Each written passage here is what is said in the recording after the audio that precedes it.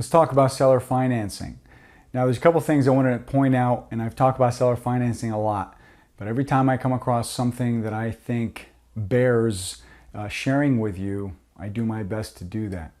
Now, most banks, especially in this climate, especially now, we're the end of 2022, we're the last quarter, most banks do not like anything to do with owner financing or anything over an 80% LTV, right? Loan to value. Now, on an apartment complex, I have seen 85%. I haven't seen 90% in quite a while. But when it comes to retail or office or anything industrial, anything of that nature, banks don't usually like that sort of thing. And they don't like owner financing. And a lot of times don't even want to know about it. Now, here's the dirty little secret. There are banks that accept owner financing, and there are banks that go a lot more than your norm.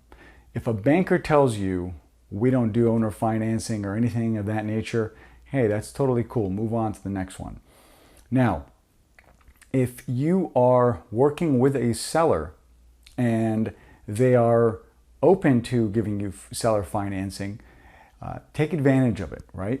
You always want to take advantage of it. Always ask for 10 or 15% minimum in every single offer you put. I always go more. I always go 30. I always get 10 or 15. That's why I say you're safe with 10 or 15%.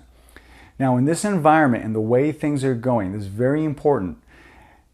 There's a lot of property that will not be able to get any kind of financing because of the vacancy. So if you're looking at a retail property and it's 50% vacant, 60% maybe in some cases, depending on what it is, the seller needs to participate in financing if he wants to sell that property. And if you target the right type of seller, you're going to have a much easier time. See, a lot of sellers don't want a whole lot of cash up front. They really don't.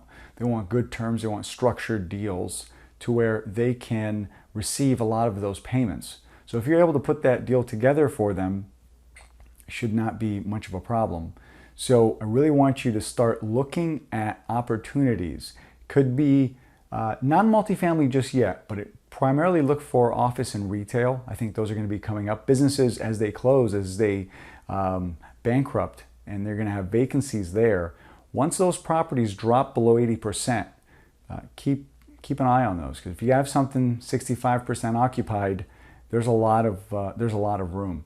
And a lot of sellers are trying to get this top dollar, but it's just not going to work. It's not going to happen. So definitely look out for that. I hope that was helpful. If you have any questions, please let me know.